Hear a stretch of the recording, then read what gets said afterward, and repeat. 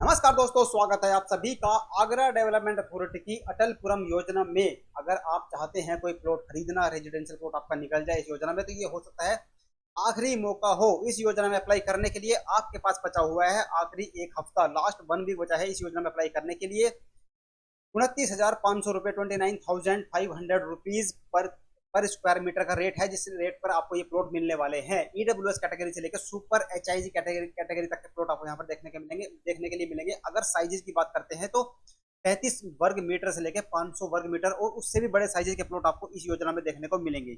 अगर अभी तक आपको इस योजना के बारे में कोई जानकारी नहीं है तो इस वीडियो में तो आपको पूरी जानकारी मिल जाएगी। साथ में एक तो अटलपुरम योजना है आगरा डेवलपमेंट अथॉरिटी की एक योजना, एक अलग योजना है जो कि है ग्रेटर आगरा, जो कि आप में से कुछ लोगों ने सुना होगा जिसका नाम। अगर आप चाहते हैं कि भाई उसकी भी इंफॉर्मेशन हमें दे दो ग्रेटर आगरा के बारे में, तो आप कमेंट करके जरूर बताना। बाकी इस वीडियो में हम डिस्कस करेंगे अटलपुरम के बारे में और एक जनरल एक जो आइडिया होगा ग्रेटर आगरा की जो लोकेशन होगी, कहाँ पर उसके प्लॉट्स आने वाले हैं, क्योंकि वो योजना जो है बिल्कुल रेडी है। आगरा डेवलपमेंट अथॉरिटी बिल्कुल रेडी है उसको लॉन्च करने के लिए, लेकिन अभी अटलपुरम योजना चल रही है, इस वजह से वो उसको होल्ड करके बैठा हुआ है।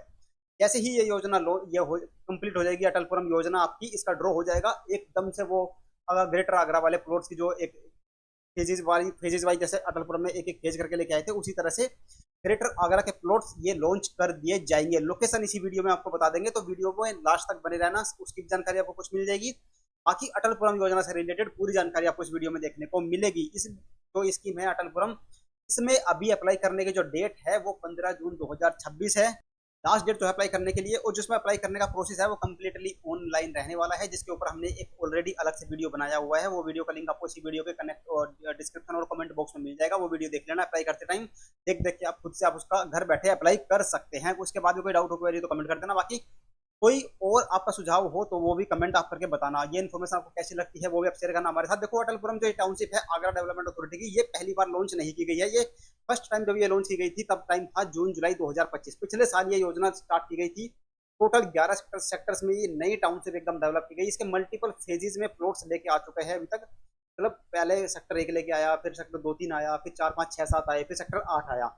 इस तरह से इसमें 4 बार स्कीम्स आ चुकी है। अटलपुरम में मौका मिल चुका है आपको प्लॉट खरीदने का। अब हो सकता है ये जो फेजेस वाइज, मतलब जितने भी जो प्लॉट्स निकाले हैं इस योजना में, ये लास्ट फेज हो सकता है। इस फेज का कोई नाम नहीं है। ये सारे फेजेस में जितने प्लॉट्स बच गए थे, ये बचे कुचे प्लॉट्स इस योजना में अब अटलपुरम टाउनशिप में लॉन्च कर दिए गए हैं। किस सेक्टर में ये प्लॉट निकाले गए हैं, तो इस योजना में आपको सभी सेक्टर्स में प्लॉट देखने को मिलेंगे, सेक्टर 1 से लेकर सेक्टर 8 तक। बाकी के 3 सेक्टर्स क्यों नहीं, वो आगे डिस्कस करेंगे अभी।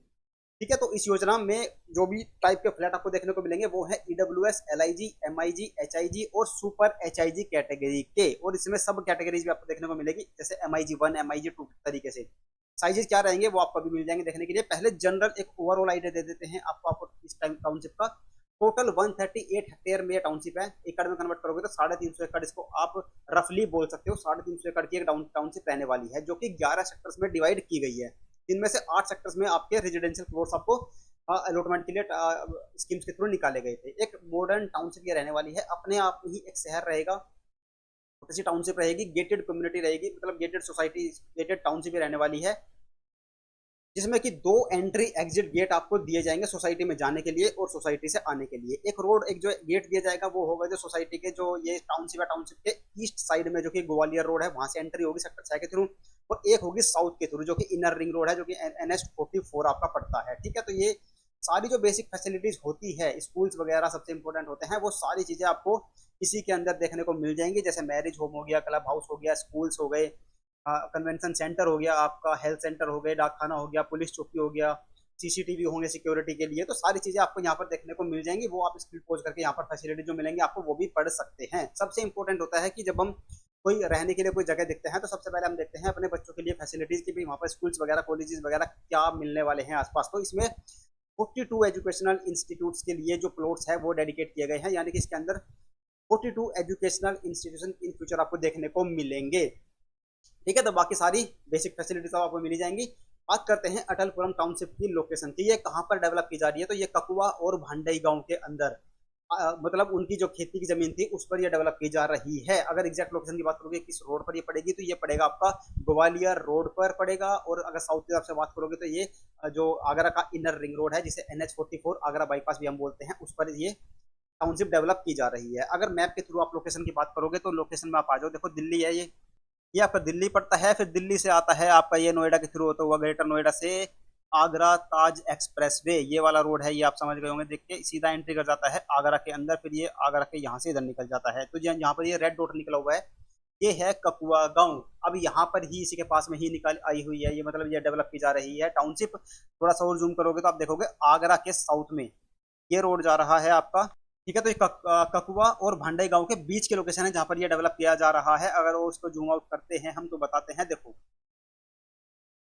हम एग्जैक्ट यहाँ पर आ गए हैं जूम करके। ठीक है, तो ये वाला हो गया आपका ग्वालियर रोड, और ये हो गया आपका जो ये जाता है रिंग रोड, जिसे NH-44 और आगरा बाईपास भी हम बोलते हैं। ये आपका भांडई है, और ये है आपका ककुआ। और ये जो बीच में सेक्टर है, बीच में जो ये खाली जगह पड़ी हुई है, ये है आपका अटलपुरम टाउनशिप। अब यहाँ से आप देखो जो ये ग्वालियर रोड है, यहाँ से एक रोड अंदर आ रही है, ये इसी रोड से इस टाउनशिप के अंदर एंट्री हो जाएगी। और जिस रोड जो ये रोड एंट्री कर रही है, ये सीधा सेक्टर 6 के अंदर एंट्री कर रही है। और एक एंट्री आपको मिलेगी यहाँ पर, जो कि आगरा बाईपास से एंट्री हो रही है। यहाँ से एंट्री होती है आपकी, एक साइड है सेक्टर 10 और एक साइड है इसके सेक्टर 11। ठीक है, तो ये इसकी कनेक्टिविटी रहने वाली है। यहाँ पर इसके 2 गेट होंगे इस एंट्री और एग्जिट के लिए इस टाउनशिप में। तो आपको लोकेशन बिल्कुल ये क्लियर हो गई होगी। अब बात करते हैं इसका, ये मैंने आपको बताई दिया ऑलरेडी, ग्वालियर रोड और इनर रिंग रोड से इसके एंट्री एग्जिट देखने को मिलेंगे। इससे अलग देखो मैंने आपको बताया था अभी ग्रेटर आगरा टाउनशिप के बारे में, उसकी लोकेशन के बारे में बात करते हैं। आप इन्हें इसकी लोकेशन एक बार देख ही ली कि ये पड़ता है आगरा के एकदम साउथ में, ग्वालियर रोड के ऊपर ये पड़ेगा अटलपुरम टाउनशिप। लेकिन जो ग्रेटर आगरा डेवलप किया जा रहा है, जहां पर पहले जो प्लॉट्स आपके आने वाले हैं वो किस साइड पड़ेंगे, देखो एक तो बता देते हैं आपको। ग्रेटर आगरा में जैसे सेक्टर्स होते हैं किसी भी लोकेशन में, जैसे यहाँ पर अटलपुरम में सेक्टर्स में डिवाइड किया गया है, सेक्टर 1 2, उसी तरह से ग्रेटर आगरा में आपको देखने को मिलेंगे नदियों के नाम से नाम रखे गए हैं यहाँ पर। जैसे गोमतीपुरम हो गया, गंगापुरम हो गया, यमुनापुरम हो गया, सिंधुपुरम हो गया, बेटवापुरम, महानंदीपुरम, नर्मदापुरम, गोदावरीपुरम और कृष्णापुरम और कावेरीपुरम, ये नाम रहने वाले हैं। और लोकेशन जो इसकी रहेगी आपका, जो इस लोकेशन में आ रहे हैं, ये तो है आपकी अटलपुरम योजना। और जो आगरा के ईस्ट में आएंगे, सेंट्रल आगरा के ईस्ट में देखोगे तो यहाँ पर आने वाली है आपके ग्रेटर टाउनशिप, जो ग्रेटर आगरा टाउनशिप के जो प्लॉट्स आने वाले हैं वो इस साइड आएंगे।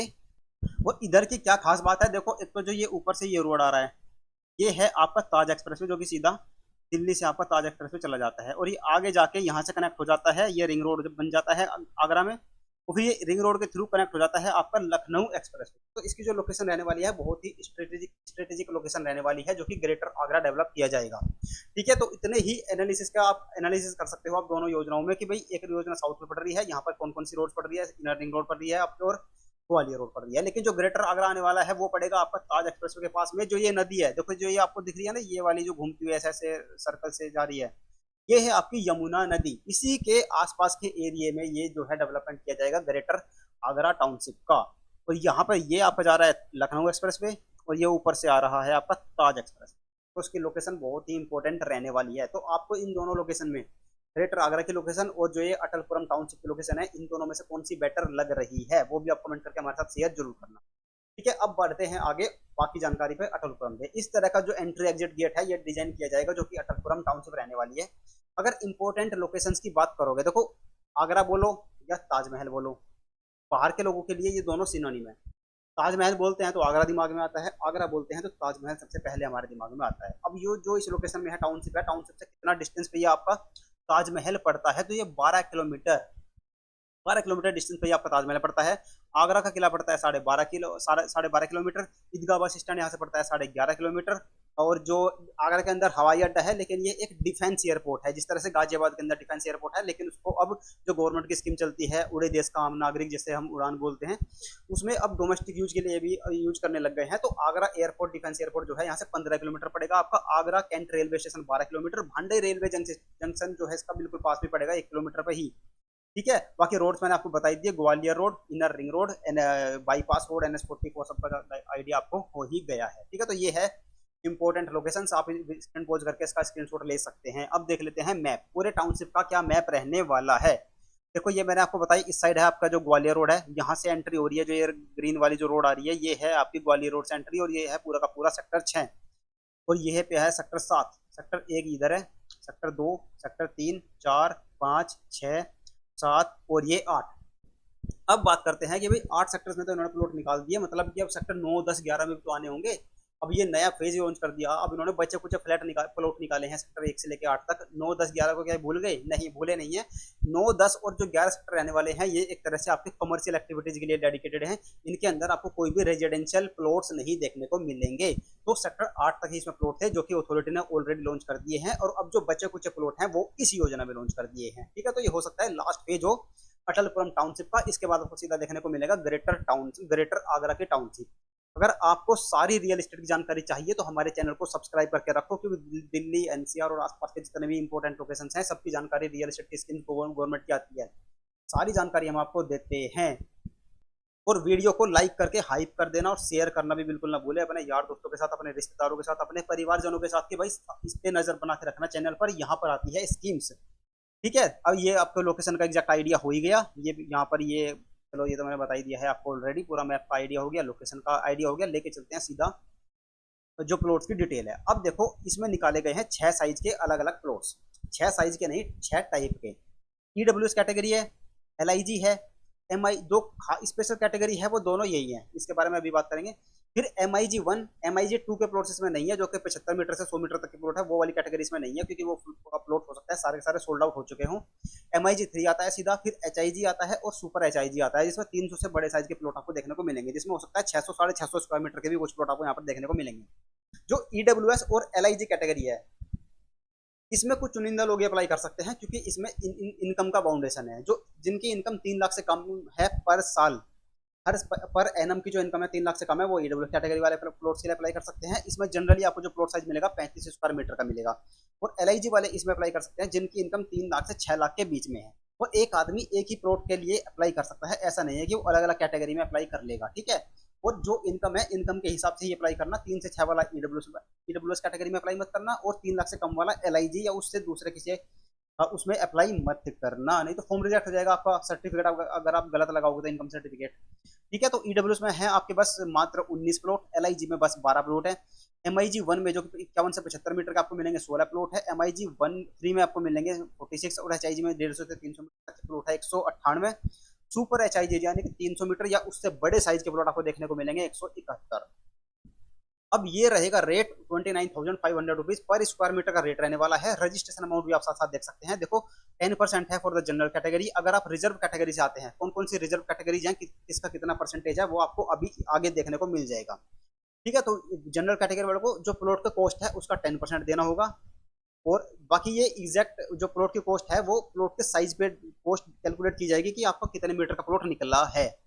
ठीक है, और 5% जमा करना होगा जो रिजर्व कैटेगरी से आते हैं। बाकी रिजर्व कैटेगरी वालों को प्राइसिंग में कोई डिस्काउंट नहीं मिलता। कभी आपको लगे कि रिजर्व कैटेगरी वालों को प्लॉट का रेट सस्ता कर दिया जाता है, प्राइस सबको पे करना है, बस डिफरेंस हो जाता है अप्लाई करते टाइम उनको आधा करना पड़ जाता है, और जो जनरल वाले आते हैं उनको 10% जमा करना होगा। ठीक है, आप स्क्रीन पॉज करके इसको आराम से देख सकते हैं। इससे अलग आपको क्या क्या चार्जेस पे करने पड़ेंगे वो रहेगा। एक तो क्योंकि ये प्लॉट फ्री होल्ड है, तो फ्री होल्ड चार्जेस जनरली आपको पता ही होगा, जो हमारे चैनल से जुड़े हुए हैं लगातार 12% चार्जेस होते हैं फ्री होल्ड चार्जेस। और अगर आपका कॉर्नर का प्लॉट निकल गया तो यहाँ पर 10% एक्स्ट्रा ले रही है अथॉरिटी, जो कि बाकी अथॉरिटीज के कंपेरिजन में एकदम डबल है। लेकिन पता नहीं क्या रीजन है, हो सकता है थोड़ा सा बड़ा और एक्स्ट्रा साइज हो उसका, लेकिन साइज के हिसाब से तो प्लॉट के रेट से पैसे कट जाएंगे, लेकिन फिर भी 10% थोड़ा सा ज्यादा है। 5% होना चाहिए था कॉर्नर प्लॉट का। और अगर आपके प्लॉट की जो कॉस्ट है 50 लाख से ऊपर जाती है तो वो TDS भी आपको पे करना पड़ेगा। और 1%, हाँ TDS के लिए मैंने आपको बता ही दिया। अलॉटमेंट का जो प्रोसेस रहेगा वो रहेगा, इसमें लॉटरी ड्रॉ, यानी कि सब लोग अप्लाई करेंगे, फिर इसमें लॉटरी ड्रॉ कराया जाएगा। जिसका नाम लक्की ड्रॉ में आएगा उन्हीं को प्लॉट अलॉटमेंट किया जाएगा। जिनका नाम लक्की ड्रॉ में नहीं आएगा उनको रजिस्ट्रेशन अमाउंट, उनका जो पैसे उन्होंने जमा कराए हैं वो रिफंड कर दिए जाएंगे। 1 महीने के बाद ये रिफंड का प्रोसेस स्टार्ट हो जाएगा। उसमें भी आप कम से कम 2 से 3 महीने का टाइम लेके चल सकते हैं आपके बैंक अकाउंट तक पैसे आने में। इससे अलग आपको 1100 रुपये पे करने पड़ेंगे, जो कि एक एप्लीकेशन फीस है, जो कि आपको रिफंड नहीं किए जाएंगे। एलिजिबिलिटी की अगर बात करें कि कौन इसमें अप्लाई कर सकता है, सबसे पहले तो भारत का नागरिक होना चाहिए, उम्र कम से कम 18 साल होनी चाहिए। 18 साल से कम उम्र वाले इसमें अप्लाई मत करना, रिजेक्ट हो जाएगा फॉर्म। ठीक है, सबसे बड़ी बात, पूरे उत्तर प्रदेश के अंदर आपके पास कोई भी गवर्नमेंट से अलॉटमेंट, कोई भी गवर्नमेंट से अलॉटेड या गवर्नमेंट की जो सोसाइटीज होती है, जो डेवलपमेंट होते हैं गवर्नमेंट के, उनके अंदर कोई भी प्रॉपर्टी आपकी नहीं होना चाहिए। इसके लिए आपसे एक शपथ पत्र भी लिया जाएगा। ठीक है, ईडब्ल्यूएस कैटेगरी वालों को इनकम सर्टिफिकेट लगाना जरूरी है 3 लाख से कम का, और LIG वालों को 3 लाख से 6 लाख के बीच का इनकम सर्टिफिकेट लगाना मैंडेटरी है। ठीक है। और इसमें जो इनकम सर्टिफिकेट आपको चलेंगे सिर्फ यूपी वाले के ही नहीं, बल्कि जो अदर स्टेट्स वाले भी हैं वो भी इनमें अप्लाई कर सकते हैं। वो अपना जो इनकम सर्टिफिकेट बनवाएंगे अपना ही जो लोकल तहसीलदार उनके होंगे वहीं से वो बनवाएंगे, एसडीएम ऑफिस जो भी है उनका, वहीं से अपना सर्टिफिकेट बनवाएंगे। एक पर्सन, एक आवेदक एक ही कैटेगरी के लिए यानी किसी एक ही प्लॉट साइज के लिए अप्लाई कर सकता है। और अगर आपको ज्वाइंटली अप्लाई करना है तो सिर्फ हस्बैंड और वाइफ इसमें मिलकर अप्लाई कर सकते हैं ज्वाइंटली, और कोई मिलकर इसमें अप्लाई नहीं कर सकता। अब ये है बात रिजर्वेशन की। अब देखो SC ST OBC कितना परसेंट है सामने लिखा हुआ है। इसके जो पहले 3 नंबर पे है ये तीनों रिजर्वेशन मिलेंगे सिर्फ यूपी वालों को। जो अदर स्टेट्स वाले हैं वो जनरल कैटेगरी में अप्लाई करेंगे। अगर वो रिजर्वेशन में अप्लाई कर भी देते हैं तो उनका जो फॉर्म है वो जनरल कैटेगरी में ही काउंट किया जाएगा। इसके बाद में आ जाते हैं आपका हॉरिजॉन्टल कोटा। जो बाकी के रिजर्वेशन है ये आपको मिल जाएंगे अदर स्टेट वालों को भी, एक्सेप्ट .6 वाला, ये भी यूपी वालों को ही मिलेगा। फिर आ जाते हैं आपके वरिष्ठ नागरिक और दिव्यांगजन, यानी कि हैंडीकैप पर्सन और सीनियर सिटीजन जिनकी उम्र 60 साल से ऊपर हो चुकी है, उनको 10% मिलेगा। हर कैटेगरी में से 10% सीनियर सिटीजन के लिए और 5% जाएंगे हैंडीकैप्ड पर्सन के लिए। दोनों कैटेगरी के सर्टिफिकेट लगाना जरूरी है। और सीनियर सिटीजन में आप 2 ही डॉक्यूमेंट लगा सकते हैं, मतलब 2 नहीं, आधार कार्ड पैन कार्ड टाइप का डॉक्यूमेंट इसमें नहीं चलेगा। या तो आपके पास एज सर्टिफिकेट होना चाहिए जो कि एक CMO यानी कि चीफ मेडिकल ऑफिसर जो होता है आपके डिस्ट्रिक्ट का वो इश्यू करते हैं, वो वाला सर्टिफिकेट लगेगा। या आपके कोई पेंशन का कोई पेपर है, रिटायरमेंट का कोई पेपर है, वो लगेगा। अगर आपने 10th पास का कोई डॉक्यूमेंट है तो वो लगेगा। इस तरह का डॉक्यूमेंट्स में एप्लीकेबल होगा अगर आप सीनियर सिटीजन के लिए रिजर्वेशन के लिए जाते हैं। लास्ट डेट मैंने आपको ऑलरेडी बताई दी, 15 जून 2026 है अप्लाई करने का प्रोसेस का वीडियो इसी वीडियो के नीचे आपको मिल जाएगा। पेमेंट प्लान की अगर बात करोगे कि क्या क्या पेमेंट प्लान है, तो दोनों ऑप्शन आपको मिलते हैं। इंस्टॉलमेंट का भी ऑप्शन मिलता है आपको और फुल पेमेंट का भी ऑप्शन आपको मिलता है। देखो 25% तो आपको शुरू में जमा करवा देने हैं। देखो जिसमें से 10% जनरल कैटेगरी वाले की अगर बात करें तो 10% तो अप्लाई करते टाइम जमा कर देंगे। और बाकी के जो 15% अगर उनका प्लॉट निकल जाता है तो वो अलॉटमेंट होने के विदिन 45 डेज के अंदर जमा कराने होंगे। तो 25% जमा हो गए। रिजर्व कैटेगरी वालों की अगर बात करोगे तो 5% अप्लाई करते टाइम जमा कर दोगे। और 20% आपको अगर अलॉटमेंट हो जाता है तो 45 दिन के अंदर अंदर आपको वो जमा करने हैं। अब बचेंगे आपके 75% पैसे, वो कैसे जमा करने हैं उसमें आपको ऑप्शन मिल जाता है इंस्टॉलमेंट में करना है कि आपको फुल पेमेंट करना है। अगर आप इंस्टॉलमेंट में पे करते हैं बाकी का 75% तो वो 12% सिंपल इंटरेस्ट रेट से आपकी 12 क्वार्टरली EMI में वो कन्वर्ट कर दिया जाएगा। अगर आप इतना अमाउंट अफोर्ड कर सकते हैं, पे कर सकते हैं, तो आप इंस्टॉलमेंट वाला ऑप्शन चूज कर सकते हैं। अदरवाइज आपको यहाँ पर फुल पेमेंट का ऑप्शन भी देखने को मिलेगा। अगर आप फुल पेमेंट का ऑप्शन चूज करते हैं तो आपको जो बाकी का 75% अमाउंट बचा हुआ है उसके ऊपर 2% का डिस्काउंट भी आपको मिल जाएगा अगर आप with in 60 days full payment कर देते हैं। अब बात कर लेते हैं वो वेबसाइट कौन सी है जहाँ से हमें जाकर ऑनलाइन अप्लाई करना है। तो वेबसाइट वही है जो कि यूपी के अंदर चलता है, common portal SI development authorities का, जो कि है जनहित.upda.in।